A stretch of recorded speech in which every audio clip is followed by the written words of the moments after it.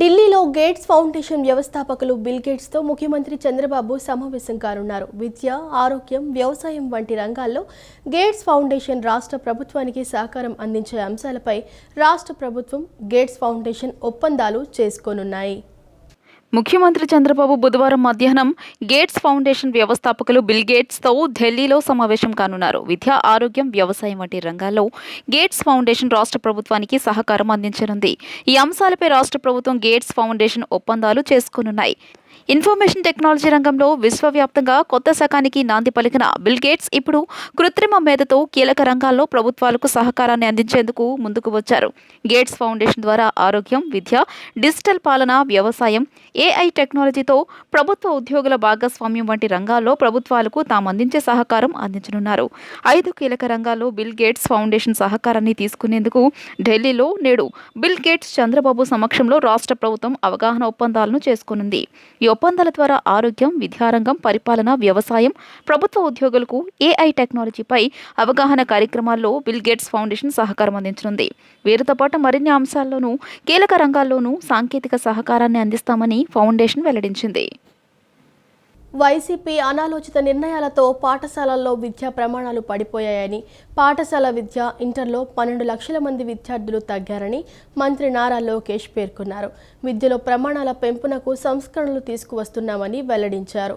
ఉపాధ్యాయుల బదిలీల్లో రాజకీయ జోక్యాన్ని నివారిస్తామని, model primary schools ఏర్పాటు ద్వారా తరగతికి ఒక ఉపాధ్యాయుడిని కేటాయిస్తామని లోకేష్ వెల్లడించారు. వైసీపీ అనాలోచిత నిర్ణయాలతో ప్రభుత్వ పాఠశాలల్లో విద్యా ప్రమాణాలు దారుణంగా పడిపోయాయని విద్యా, ఐటీ శాఖల మంత్రి నారా లోకేష్ పేర్కొన్నారు. అసర్ నివేదిక 2018లో పాఠశాలల్లో సదుపాయాలు, విద్యా ప్రమాణాలు మెరుగ్గా ఉండి 2022-24 మధ్యకాలంలో పతనం కావడంపై శాసన మండలిలో సభ్యులు దువ్వారపు రామారావు, పి అశోక్ బాబు, బి తిరుమల నాయుడు అడిగిన ప్రశ్నకు మంత్రి లోకేష్ సమాధానమిచ్చారు. ఈ సందర్భంగా మంత్రి మాట్లాడుతూ 2014-24 మధ్య పాఠశాలలో విద్యా ప్రమాణాలను బేరీజు వేస్తే వైసీపీ పాలనలో 5వ తరగతి విద్యార్థులు 2వ తరగతి తెలుగు పుస్తకం చదివేందుకు ఇబ్బంది పడ్డారని, 2014లో 57% మంది విద్యార్థులు చదవగలిగితే జగన్ రెడ్డి పాలనలో 37.5%కి పడిపోయిందని అసర్ నివేదిక స్పష్టం చేసిందన్నారు. 8వ తరగతి విద్యార్థులు 2వ తరగతి తెలుగు పుస్తకాన్ని 2014లో సుమారు 80% మంది చదవగలిగితే 2024కు వచ్చే నాటికి 53%కి పడిపోయిందన్నారు. 3వ తరగతి విద్యార్థుల్లో 85% మంది విద్యార్థులు కనీసం 2వ తరగతి టెక్స్ట్ బుక్స్ చదవలేకపోతున్నారని, 5వ తరగతి విద్యార్థుల్లో 63% విద్యార్థులు బేసిక్ గ్రేడింగ్ చేయలేకపోతున్నారని అన్నారు. 8వ తరగతి విద్యార్థులను పరిశీలిస్తే కనీసం 50% మంది విద్యార్థులు ఫ్లూయెంట్గా మాట్లాడలేకపోతున్నారని, 3వ తరగతి పిల్లలను చూస్తే 60% మంది బేసిక్ సబ్ట్రాక్షన్ చేయలేకపోతున్నారన్నారు. 8వ తరగతి పిల్లలను చూస్తే 55% మంది బేసిక్ డివిజన్ కూడా చేయలేకపోతున్నారని పేర్కొన్నారు. 90% మంది 3వ తరగతి విద్యార్థులకు బేసిక్ ఫౌండేషన్ న్యూమరసీ స్కిల్స్ కూడా లేవని అసర్ నివేదిక తేటతెల్లం చేసిందన్నారు. వైసీపీ హయాంలో ప్రభుత్వ పాఠశాలలు, ఇంటర్మీడియట్ కలిపి సుమారు 12 లక్షల మంది విద్యార్థులు తగ్గిపోయారని, ఇప్పుడు ఆ సంఖ్య 33.4 లక్షలుగా ఉందన్నారు. వైసీపీ పాలనలో అనాలోచిత నిర్ణయాలు, చర్చ లేకుండా సంస్కరణలు తీసుకువచ్చి విద్యార్థులు, ఉపాధ్యాయులపై, తల్లిదండ్రులపై రుద్దారని వ్యాఖ్యానించారు. 117 జీవోలో స్థానిక అంశాలను పరిగణలోకి తీసుకోకపోవడంతో విద్యార్థులు ప్రైవేటు పాఠశాలల్లో చేరారని, కూటమి ప్రభుత్వం హయాంలో విద్యా ప్రమాణాలు పెంచేందుకు 10-15 సంస్కరణలు తీసుకువస్తున్నామన్నారు. ఉపాధ్యాయుల బదిలీలో రాజకీయ జోక్యాన్ని నివారిస్తామని, అవుట్కమ్ బేస్డ్గా జరగాలని కేబినెట్లో కూడా టీచర్ ట్రాన్స్ఫర్ యాక్ట్ తీసుకురావడం జరిగిందన్నారు. బోధనలో సాంకేతికతను జోడిస్తామని, ఉపాధ్యాయులు కూడా పాఠాలు బోధించిన తర్వాత 60 సెకండ్ల వీడియో ప్రదర్శించి ఆ పాఠాన్ని సమ్మప్ చేసి క్లిక్కర్ టెక్నాలజీ ద్వారా పిల్లలను అసైన్ చేస్తామన్నారు. అక్కడి నుంచి ప్రిస్క్రిప్టివ్ హోంవర్క్ ఇస్తామని, మెగా టీచర్ పేరెంట్ మీటింగ్ ఇప్పటికీ నిర్వహించామని, వచ్చే విద్యా సంవత్సరంలో 2 సార్లు నిర్వహిస్తామన్నారు. ఎంత దారుణమైన పరిస్థితుల్లో మాకు విద్యాశాఖ వచ్చిందంటే, కనీసం ఎంతమంది పిల్లలు ఏ స్కూల్లో చదువుతున్నారో మా దగ్గర డేటా లేదు అధ్యక్ష. ఆయన 2 సంవత్సరాలు మంత్రిగా చేశారంటున్నారు, మరి ఎందుకండి డేటా లేదు? ఏ టీచర్ ఏ స్కూల్లో పాఠాలు చెప్తున్నారో డేటా లేదు, ఎందుకు లేదండి? ఆయన సమాధానం చెప్పాలి కదా. ఎలాంటి డేటా లేక ఈరోజు బేసిక్ డాష్ బోర్డ్స్ తయారు చేయలేకపోతున్నాం. నేను పంచాయతీరాజ్ గ్రామీణాభివృద్ధి శాఖ మంత్రిగా చేసినప్పుడు 6 నెలలు డాష్ బోర్డ్స్ చేశాం. చాలా ఈజీగా ఉండే, గ్రిప్ వచ్చింది నాకు సబ్జెక్ట్. ఈరోజు బేసిక్ డాష్ బోర్డ్స్ ఇప్పుడు తయారవుతున్నాయి. ఇంకో పక్కన గౌరవ సభ్యులు కూడా అడిగారు అధ్యక్ష, నేను 100% ఉపాధ్యాయులు కేవలం పాఠాలే చెప్పాలి. ఆ స్టాండ్ మేము తీసుకున్నాం సార్. యాప్ల భారం మేము తగ్గిస్తున్నాం, దాంట్లో ఎలాంటి డౌట్ లేదు. సింగులర్ యాప్కి వచ్చేస్తున్నాం. సో ఉపాధ్యాయుల బాధ్యతలు ఏంటి, ఎంఈఓ బాధ్యతలు ఏంటి, డిఓ బాధ్యతలు ఏంటి, హెడ్ మాస్టర్ బాధ్యతలు ఏంటి, సింగిల్ యాప్ తీసుకొస్తున్నాం. అదే యాప్లో తల్లిదండ్రులు కూడా వస్తారు. సో వాళ్ళ పిల్లల అటెండెన్స్ ఏంటి, పిల్లల పర్ఫార్మెన్స్ ఏంటి, ట్రాన్స్పరెంట్ గా చూడాలి. ప్రైవేట్ స్కూల్ కి ధీటుగా బెటర్గా మనం చేయాలనే లక్ష్యంతో చేస్తున్నాం. సో ఉపాధ్యాయులు కేవలం పాఠాలే చెప్పాలని నిర్ణయం తీసుకున్నాం. పిల్లల్ని రాజకీయ కార్యక్రమాలు పంపించదు, గౌరవ ముఖ్యమంత్రి గారి ప్రోగ్రాం ఉందని తీసుకెళ్లి గత ప్రభుత్వం లాగా దారి పొడుగున నుంచోబెట్టదని నేను చెప్పాను అధ్యక్ష. భారత సంతతికి చెందిన సునీత విలియమ్స్ తన తోటి వ్యోమగామి బుచ్ విల్మోర్ ఎట్టకేలకు భూమిపైకి చేరుకున్నారు. దాదాపు 9 నెలల పాటు అంతరిక్షంలోనే చిక్కుకుపోయిన ఈ ఆస్ట్రోనాట్స్తో పాటు మరో 2 వ్యోమగాములతో ISS నుంచి బయలుదేరిన క్రూ 9 డ్రాగన్ క్యాపుల్స్ 17 గంటల పాటు ప్రయాణించి బుధవారం తెల్లవారుజామున 3.27 గంటలకు ఫ్లోరిడా తీరానికి చేరువలో సముద్ర జలాల్లో దిగింది. సునీత విలియమ్స్. భారత సంతతికి చెందిన సునీత విలియమ్స్ తన తోటి వ్యోమగామి బుచ్ విల్మోర్ మరో 2 వ్యోమగాములు సురక్షితంగా భూమి మీదకు చేరుకున్నారు. 2024 జూన్ 5న ప్రయోగించిన బోయింగ్ వ్యోమ నౌక స్టార్ లైనర్లో సునీత విలియమ్స్తో పాటు బుచ్ విల్మోర్ ISSకు చేరుకున్నారు. ప్రణాళిక ప్రకారం ISS నుంచి 2 వ్యోమగాములు దాదాపు వారం రోజుల్లో అంటే అదే నెల 14వ తేదీన భూమిని చేరుకోవాల్సి ఉంది. అయితే వ్యోమ నౌకలో హీలియం లీకేజీ కారణంగా సాంకేతిక సమస్యలు ఎదురవడం వల్ల వ్యోమగాములు లేకుండానే స్టార్ లైనర్ భూమిని చేరుకుంది. దీంతో వీరిద్దరూ దాదాపు 9 నెలలు స్పేస్ సెంటర్లోనే గడపాల్సి వచ్చింది. ఆ తర్వాత అంతరిక్షంలో చిక్కుకుపోయిన ఈ 2 వ్యోమగాములను సురక్షితంగా భూమి మీదకు తీసుకొచ్చేందుకు చేసిన అనేక ప్రయత్నాల అనంతరం స్పేస్ ఎక్స్ క్రూ డ్రాగన్లో ISS నుంచి బయలుదేరారు. ఇందుకోసం మంగళవారం ఉదయం 10 గంటల 15 నిమిషాలకు అన్డాకింగ్ ప్రక్రియ చేపట్టారు. బుధవారం తెల్లవారుజామున ఇంజన్లను మండించి క్రూ డ్రాగన్ను భూవాతావరణంలోకి పునఃప్రవేశపెట్టారు. దీని ల్యాండింగ్ దృశ్యాలను కూడా నాసా ప్రత్యక్ష ప్రసారం చేస్తుంది. గంటకు 17,000 మైళ్ల వేగంతో భూమి వైపుగా ప్రయాణించిన ఈ డ్రాగన్ క్యాప్సూల్స్ క్రమంగా తన వేగాన్ని తగ్గించుకుంటూ వచ్చింది. ఈ క్రమంలో దాని వేగం గంటకు 116 మైళ్లకు చేరుకున్నాక పారాషూట్లు తెరుచుకున్నాయి. 4 పారాషూట్ల సాయంతో వేగాన్ని మరింత తగ్గించుకుని క్యాప్సూల్స్ సురక్షితంగా సముద్ర జలాల్లో దిగింది. ఆ తర్వాత నాసా సిబ్బంది అక్కడికి చేరుకుని చిన్న చిన్న బోట్ల సాయంతో దానిని ఓ నౌకపైకి తీసుకొచ్చి ఒడ్డుకు చేర్చారు. అనంతరం ఈ వ్యోమగాములను హ్యూస్టన్లోని జాన్సన్ స్పేస్ సెంటర్కు తరలించారు. అక్కడ వారికి వైద్య పరీక్షలు నిర్వహించనున్నారు. ఇన్నాళ్ళు ISSలో 0 గ్రావిటీలో గడిపిన ఈ వ్యోమగాములు ఇప్పుడు ఇక్కడ భూ గురుత్వాకర్షణ శక్తికి తిరిగి సర్దుబాటు అయ్యేలా నిపుణులు వారికి తోడ్పాటు అందించనున్నారు. 9 నెలల పాటు అంతరిక్ష కేంద్రంలో చిక్కుకుని భూమి మీదకు చేరుకున్న భారత సంతతికి చెందిన సునీత విలియమ్స్ మరో వ్యోమగామి బుచ్ విల్మోర్లకు ఆంధ్రప్రదేశ్ అసెంబ్లీ అభినందనలు తెలిపింది. వీరిద్దరూ భూమిపైకి సురక్షితంగా తిరిగి రావడం శుభ పరిణామమని స్పీకర్ చింతకాయల అయ్యన్న పాత్రుడు అన్నారు. వ్యోమగాముల జీవితం మానవాళికి స్ఫూర్తిదాయకమని కొనియాడారు. అంతరిక్ష రంగంలో సునీత ప్రదర్శించిన ధైర్య సాహసాలు, ఆమె పరిశోధనలు ప్రశంసనీయమని అన్నారు. గౌరవ సభ్యులారా, ఇదొక శుభదినం. భారతీయ సంతతికి చెందినటువంటి వ్యోమగామి సునీత విలియమ్స్ గారు ఈ తెల్లవారుజామున భూమిపైకి సురక్షితంగా తిరిగి వచ్చారు. సహా వ్యోమగామి యారీ యూజిన్ విల్మోర్తో కలిసి అంతర్జాతీయ అంతరిక్ష కేంద్రానికి గత జూన్లో చేరుకున్న సంగతి మనకు తెలుసు. సునీత విలియమ్స్ గారు అంతరిక్షంలో 286 రోజులు సుదీర్ఘ కాలం గడిపారు. సునీత విలియమ్స్ గారు ఇది 3వ అంతరిక్ష యాత్ర. ఆమె మొత్తం 608 రోజులు అంతరిక్షంలోనే గడిపిన సంగతి మీ అందరికీ తెలుసు. ఈ వ్యోమగాముల జీవనయానం యావత్తు మానవాళికి స్ఫూర్తిదాయకం. వారి శాస్త్రీయ పరిశోధన పట్ల వారికి ఉన్న ఆసక్తి, పట్టుదల, అత్యంత క్లిష్ట పరిస్థితుల్లో ప్రాణాలను సైతం పణంగా పెట్టేందుకు సిద్ధపడే ధైర్య సాహసాలు మానవాళి నిరంతర ప్రగతికి సోపానాలు అవుతాయని సునీత విలియమ్స్ గారు యారీ విలియమ్స్ గారు ఈ సందర్భంలో నా తరపున ఈ సభ తరపున స్వాగతం, అభినందనలు, శుభాకాంక్షలు తెలియజేస్తున్నాను. గత జగన్ ప్రభుత్వంలో వేల కోట్ల రూపాయల మద్యం కుంభకోణం చేశారని తెలుగుదేశం పార్టీ సీనియర్ నేత బుద్ధా వెంకన్న ఆరోపించారు. నేషనల్ క్రైమ్ రికార్డ్ ప్రకారం వైసీపీ హయాంలో మద్యం ద్వారా 100% మరణాలు సంభవించాయని రిపోర్ట్ ఇచ్చిందని గుర్తు చేశారు. ఈ పాపం పెద్దిరెడ్డి కుటుంబానిది కాదా అని ప్రశ్నించారు. ఇన్ని ప్రాణాలు తీసి మధ్యంతర బెయిల్ కోసం కోర్టుకు వెళ్లారని చెప్పారు.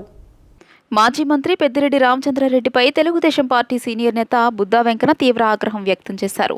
మద్యం తాగడం ఆరోగ్యానికి హానికరమని గతంలో ఉండేదని, కానీ జగన్ జమానాలో మద్యం తాగితే ప్రాణాలు కోల్పోయేలా చేశారని విమర్శలు చేశారు. వైసీపీ అధినేత వైఎస్ రాజశేఖర్ రెడ్డి, పెద్దిరెడ్డి రామచంద్రారెడ్డి, మిథున్ రెడ్డిలు కొత్త స్కామ్ చేశారని ఆరోపణలు చేశారు. మద్యం అడ్డు పెట్టుకుని వైసీపీ నేతలు వేల మంది ప్రాణాలు తీశారని విమర్శించారు. ఈ అమ్మకాల ద్వారా వచ్చిన సొమ్మును వాటాలుగా ముగ్గురు పంచుకున్నారని ఆరోపించారు. ముందస్తు బెయిల్ కోసం మిథున్ రెడ్డి కోర్టులో పిటిషన్ వేశారని అన్నారు. చిత్రగుప్తుడు కూడా రాయలేని అన్ని పాపాలను పెద్దిరెడ్డి రామచంద్రారెడ్డి, మిథున్ రెడ్డి చేశారని మండిపడ్డారు. మద్యం మైనింగ్ లో భారీగా దోచుకున్నారని ఆరోపించారు. ఈ డబ్బుతోనే కుప్పంలో చంద్రబాబును గెలవనివ్వమని రంకెలు వేశారని ధ్వసమెత్తారు. మీ పాపపు సొమ్ము వద్దని కుప్పం ప్రజలు చంద్రబాబుకే పట్టం కట్టారని అన్నారు. పుంగనూరులో చంద్రబాబును అడ్డుకొని దాడి చేయించారని మండిపడ్డారు. నేషనల్ క్రైమ్ రికార్డు ప్రకారం ఏపీలో 2019-24 మధ్య మద్యం ద్వారా 100% మరణాలు సంభవించాయని రిపోర్ట్ ఇచ్చిందని అన్నారు. ఈ పాపం పెద్దిరెడ్డి కుటుంబానికి కాదా అని ప్రశ్నించారు. ఇన్ని ప్రాణాలు తీసి మధ్యంతర బెయిల్ కోసం కోర్టుకు వెళ్లారని చెప్పారు. పెద్దిరెడ్డి, మిథున్ రెడ్డి చేయని స్కామ్ లేదు, చేయని కబ్జా లేదన్నారు. కోర్టులో ప్రభుత్వ న్యాయవాదులు గట్టిగా వాదనలు వినిపించి బెయిల్ రాకుండా చూడాలని బుద్ధా వెంకన్న కోరారు. ఈ జగన్మోహన్ రెడ్డి, పెద్దిరెడ్డి రామచంద్రారెడ్డి, పెద్దిరెడ్డి మిథున్ రెడ్డి, వీళ్ళు ముగ్గురు కూడా 2019లో ఒక కొత్త స్కామ్ని తెరలేపారు. ఏంటయ్యా అదంటే, మద్యం ద్వారా కొన్ని వేల కుటుంబాలని చంపేయచ్చు, అయితే ఆ చంపడంలో మనకి ఆదాయం ఉంటుంది అని పెద్దిరెడ్డి కుటుంబానికి చెందినటువంటి డిస్టిలరీలని ప్రభుత్వానికి అందజేసి, దాని ద్వారా ప్రతిరోజు కూడా జగన్మోహన్ రెడ్డి, పెద్దిరెడ్డి రామచంద్రారెడ్డి, పెద్దిరెడ్డి మిథున్ రెడ్డి ఈ ఓటాలు పంచుకునేవాళ్ళు. చిత్రగుప్తుడి పేజీలో పెద్దిరెడ్డి రామచంద్రారెడ్డి, పెద్దిరెడ్డి మిథున్ రెడ్డి చేసిన అరాచకాలు, పాపాలు చిత్రగుప్తుడి పుస్తకంలో కూడా నిండిపోయి ఇంకో పుస్తకం తెప్పించుకునే పనిలో ఉన్నాడు చిత్రగుప్తుడు. అన్ని పాపాలు చేశారు. వైఎస్ఆర్ కాంగ్రెస్ పార్టీకి మరో బిగ్ షాక్ తగిలింది. మరో నేత వైసీపీకి గుడ్ బై చెప్పేశారు. ఎమ్మెల్సీ మర్రి రాజశేఖర్ పార్టీకి రాజీనామా చేశారు. ఇప్పటి వరకు 4 ఎమ్మెల్సీలు పార్టీకి రాజీనామా చేసిన విషయం తెలిసిందే. శాసనమండలిలో వైఎస్ఆర్ కాంగ్రెస్ పార్టీకి మరో బిగ్ షాక్ తగిలింది. ఆ పార్టీకి చెందిన ఎమ్మెల్సీ మర్రి రాజశేఖర్ రాజీనామా చేశారు. ఏపీలో కూటమి ప్రభుత్వం అధికారంలోకి వచ్చిన తర్వాత ఇప్పటి వరకు 4 ఎమ్మెల్సీలు వైసీపీకి రాజీనామా చేశారు. వీరిలో పోతుల సునీత, బల్లి కళ్యాణ చక్రవర్తి, కర్రి పద్మశ్రీ, జయమంగళ వెంకట రమణలు ఉన్నారు. తాజాగా మర్రి రాజశేఖర్ రాజీనామాతో వైసీపీకి బిగ్ షాక్ తగిలినట్లయింది. వైఎస్ఆర్ కాంగ్రెస్ పార్టీ ఆవిర్భావం నుంచి మర్రి రాజశేఖర్ ఆ పార్టీలో కొనసాగుతున్నారు. 2014లో రాజశేఖర్కు చిలకలూరిపేట టికెట్ ఇవ్వగా టీడీపీ నేత పత్తిపాటి పుల్లారావుపై ఓటమి పాలయ్యారు.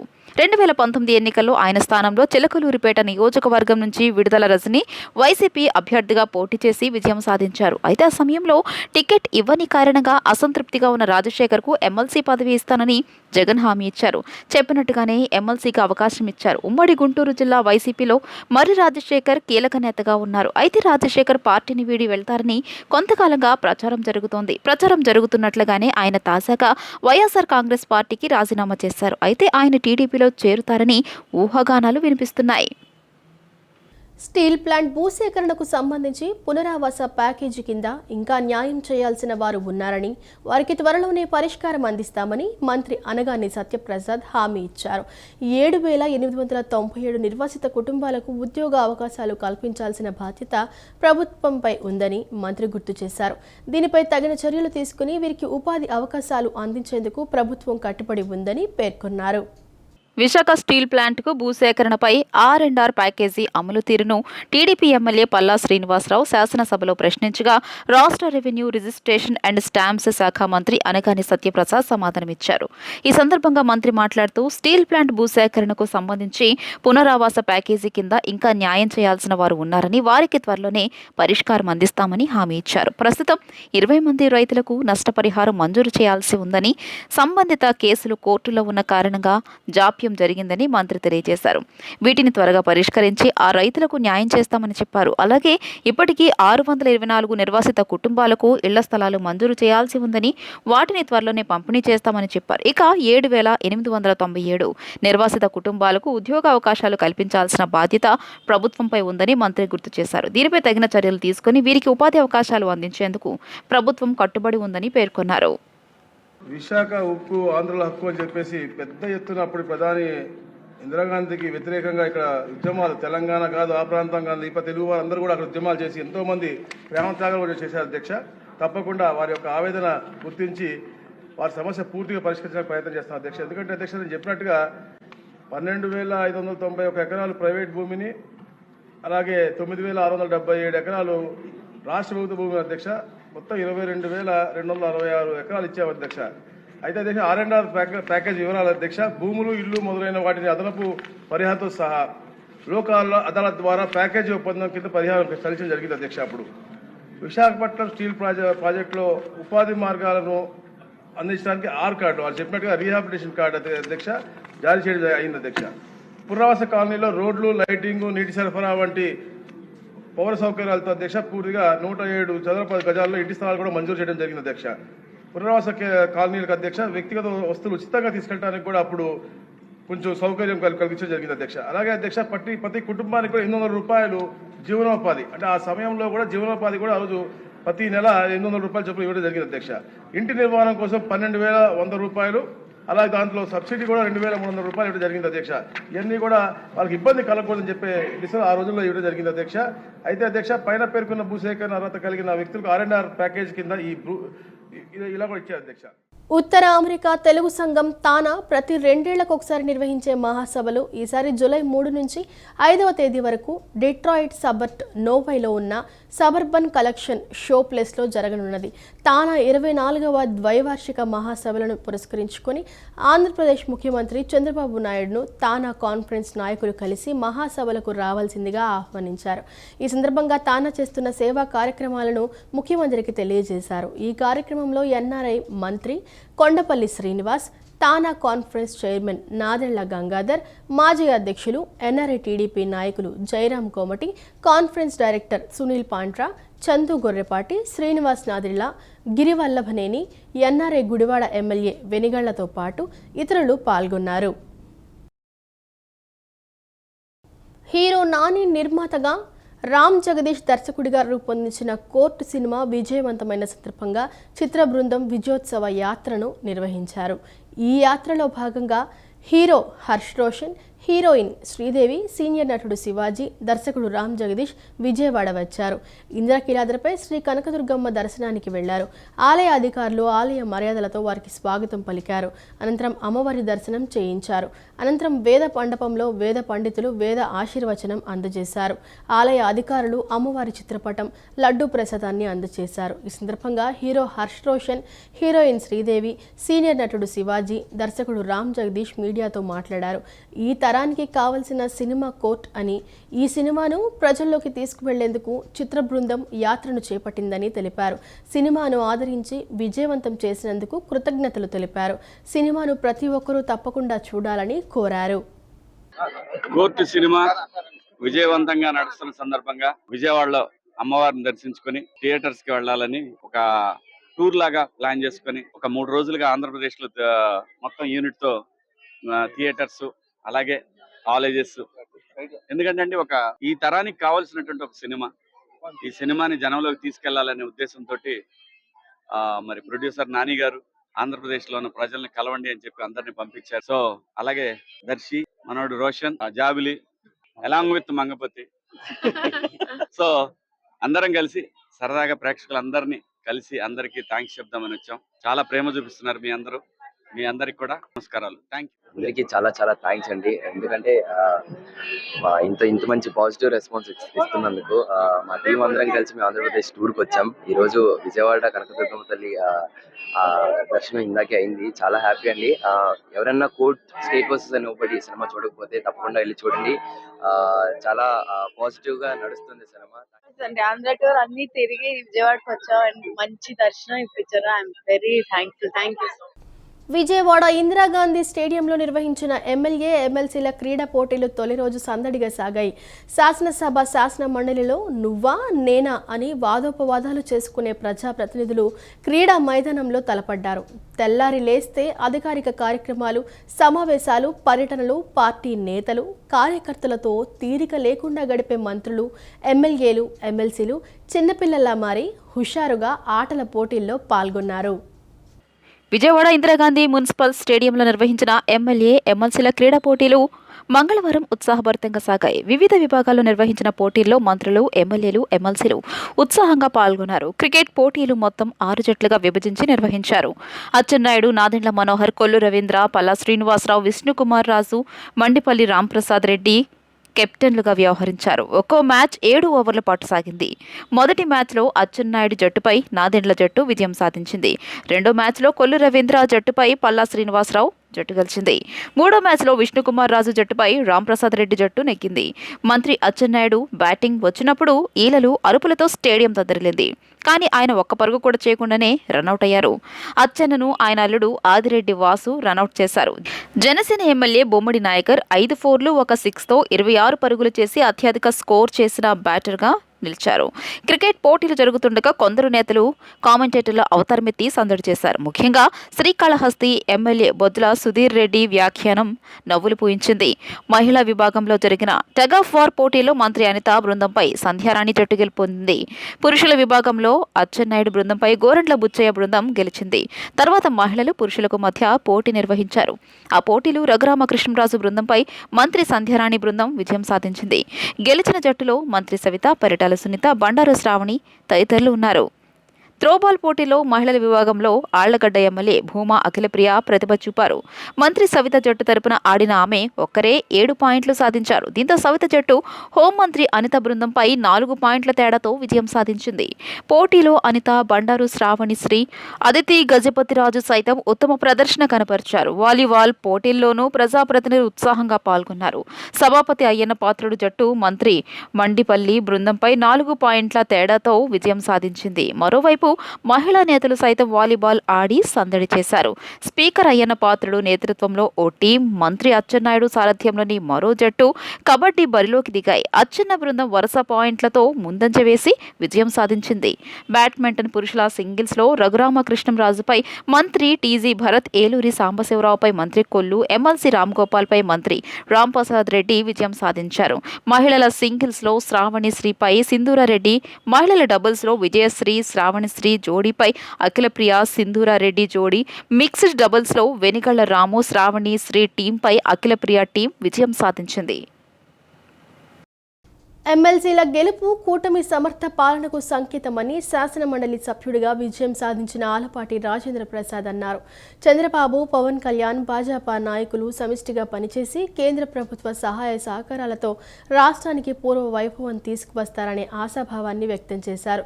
తన విజయానికి కృషి చేసిన కూటమి కార్యకర్తలు, నాయకులకు ధన్యవాదాలు తెలిపారు. ఉమ్మడి కృష్ణా, గుంటూరు జిల్లాల పట్టభద్రుల ఎమ్మెల్సీ నియోజకవర్గం నుంచి పోటీ చేసి గెలిచిన ఆలపాటి రాజేంద్ర ప్రసాద్కి ఎన్టీఆర్ జిల్లా టీడీపీ ఆధ్వర్యంలో అభినందన సభ నిర్వహించారు. నగరంలోని వెన్యూ ఫంక్షన్ హాలులో మంగళవారం రాత్రి నిర్వహించిన కార్యక్రమంలో రాజేంద్ర ప్రసాద్ మాట్లాడుతూ అభ్యర్థిగా ప్రకటించినప్పటి నుంచి 33 నియోజకవర్గాల్లో 250 సమావేశాల్లో పాల్గొన్నానని తెలియజేశారు. ప్రతి సమావేశంలో వైకాపా ప్రభుత్వ అరాచకాలను తెలియజేస్తూ కూటమి ప్రభుత్వం వచ్చాక చేసిన అభివృద్ధి, సంక్షేమ పథకాల గురించి వివరించానని గుర్తు చేశారు. చంద్రబాబు, పవన్ కళ్యాణ్, భాజపా నాయకులు సమిష్టిగా పనిచేసి కేంద్ర ప్రభుత్వ సహాయ సహకారాలతో రాష్ట్రానికి పూర్వ వైభవం తీసుకొస్తారనే ఆశాభావాన్ని వ్యక్తం చేశారు. తన విజయానికి కృషి చేసిన కూటమి కార్యకర్తలు, నాయకులకు ధన్యవాదాలు తెలియజేశారు. నా అభ్యర్థిత్వం అనివార్యం అయితే ఆ విజయం అనేది ఒక సంకేతం, ఒక సందేశం అనేది మనం ఇవ్వాల్సిన అవసరం ఉంది ఈ మంచి ప్రభుత్వానికి మద్దతుగా అని చెప్పి చెప్పటం, అదే బాణీలో మీ అందరూ కూడా అనుసరించి ఒక మంచి ప్రభుత్వానికి, ఒక మంచి పాలనకి ఈ రోజున మరొకసారి మద్దతు ఇచ్చినటువంటి మీ అందరికీ కూడా నా హృదయపూర్వకమైనటువంటి ధన్యవాదాలు. అదేవిధంగా నా అభ్యర్థిత్వాన్ని పరిగణలో తీసుకొని కూటమి నాయకత్వం చంద్రబాబు నాయుడు గారు, పవన్ కళ్యాణ్ గారు, అదేవిధంగా బీజేపీ నాయకత్వం పురంధేశ్వరి గారి నాయకత్వంలో నన్ను అభ్యర్థిగా ఎంపిక చేయటం అనేది నాకు ఒక గౌరవం. ఈ యొక్క నాయకత్వాన్ని ఈ రోజున చంద్రబాబు గారి నాయకత్వం ఏ రకంగా పనిచేస్తూ ఉంది, ఎన్ని రకాలైనటువంటి సమస్యల వలయం నుంచి అరాచకత్వం చెందినటువంటి అవినీతిమయమైపోయినటువంటి గాడి తప్పిన వ్యవస్థలన్నింటిని కూడా గాడిలో పెట్టుకోవటమే కాకుండా ఈ రోజున వనరులను సమీకరించుకుంటూ జిల్లా అధ్యక్షుడు నెట్టెం రఘురాం మాట్లాడుతూ విజయవాడలోని రాజేంద్ర ప్రసాద్ తన కార్యాలయాన్ని ఏర్పాటు చేసి అందరికీ అందుబాటులో ఉంటారని తెలియజేశారు. ఎమ్మెల్సీ పరుచూరి అశోక్ బాబు మాట్లాడుతూ సార్వత్రిక ఎన్నికల తర్వాత కూటమి పరిస్థితి ఎలా ఉందో తెలుసుకునేందుకు క్షేత్రస్థాయిలో పర్యటించానని 2029 ఎన్నికల్లోనూ కూటమి విజయం ఖాయమని అన్నారు. తెదేపా, భాజపా, జనసేన కార్యకర్తల మనోభావాలను కాపాడుకోవాలని పార్టీ పెద్దలకు సూచించారు. 2 జిల్లాల ప్రజలందరికీ కూడా ఆయన్ని పని కోరేటటువంటి హక్కు అందరికీ లభించింది ఈ రోజున. మరి ఇది ఆయనకి ఏ రకంగా మహద్భాగ్యంగా భావిస్తాడా, పనిష్మెంట్గా భావిస్తాడా, ఇది ఆయన చెప్పాల్సినటువంటి అవసరం ఉంది. ఎందుకంటే కార్యక్షేత్రం పెద్దదైంది, ఆ రకంగా కార్యకలాపాలని కూడా విస్తరించాల్సినటువంటి అవసరం ఉంది. ఈ 2 జిల్లాల పరిధిలో విజయవాడలోనే ఆఫీస్ పెట్టడానికి కూడా ఆయన ఇప్పుడే సమాయత్తమై ఇప్పుడే చూసుకొని రావటం కూడా జరిగింది. అందుకని ఆయన ఇంకా ప్రమాణ స్వీకారం కూడా చేయలేదు. అప్పుడే మరి ముందు చేయాల్సినటువంటి కర్తవ్యాన్ని, నిర్వహించాల్సినటువంటి బాధ్యతని గుర్తెరిగి ఆయన ఇప్పటి నుంచే కార్యాచరణ మొదలుపెట్టారు. అందుకు ఆయన్ని మీ అందరి తరపున, నా తరపున కూడా ప్రత్యేకించి అభినందిస్తా ఉన్నా. తెదేపా నేత నాగుల్ మీరా, నాయకులు వేమూరి ఆనందసూర్య, ఉండవల్లి శ్రీదేవి, పిల్లి మాణిక్యాలరావు, చిటిబోయిన శ్రీనివాసరావు, గద్దె అనురాధ, వివిధ కార్పొరేషన్ల చైర్మన్లు పాల్గొన్నారు. కృష్ణా జిల్లా ఉంగుటూరు మండలం చాగంటిపాడు గ్రామంలో గుర్తు తెలియని దుండగులు రైతు శనగల రామ్మోహన్ రావుకు చెందిన 2 ఎకరాల వరి కుప్పకు నిప్పంటించారు. ఈ అగ్ని ప్రమాదంలో సుమారు 2 లక్షల విలువైన ఆస్తి నష్టపోయింది. ఈ ఘటనతో రైతు కన్నీరు మున్నీరు అవుతున్నాడు. కష్టాలు తట్టుకుని సాగు చేసిన పంటను కోత సమయానికి ముందే అగ్ని ముప్పు కబళించడంతో కుటుంబం తీవ్ర ఆర్థికంగా నష్టపోయింది. అధికారుల తక్షణ స్పందనతో న్యాయం చేయాలని రైతు కుటుంబం కోరుతోంది. ఈ వార్తలు ఇంతటితో సమాప్తం. మరో బులెటిన్తో మళ్ళీ కలుసుకుందాం. అంతవరకు సెలవు. నమస్కారం.